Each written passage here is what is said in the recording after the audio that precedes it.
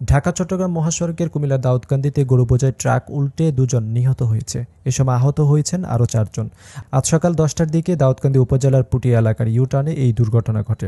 নিহতরা হলেন কুমিল্লার লাকসাম উপজেলার গরু ব্যবসায়ী রাসেল মিয়া এবং বরুড়া সদর উপজেলার শফিকুল ইসলাম।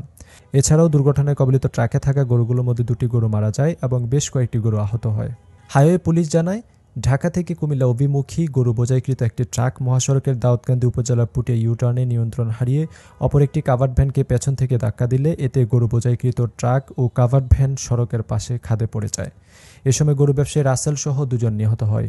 এই দুর্ঘটনায় আহত ৪ জনকে গৌরীপুর উপজেলা স্বাস্থ্য কমপ্লেক্সে নিয়ে যাওয়া হয়। ইলিয়টগঞ্জ হাইওয়ে থানার অফিসার ইনচার্জ মোহাম্মদ মঞ্জুরুল আলম বলেন, বগুড়া থেকে ছেড়ে আসা একটি গরু বোঝাইকৃত ট্রাক লাকসামের উদ্দেশ্যে যাচ্ছিল।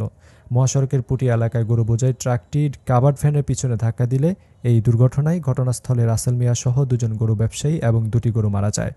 আইনগত প্রক্রিয়া শেষে নিহত ব্যবসায়ীর লাশ পরিবারের কাছে হস্তান্তর করা হবে।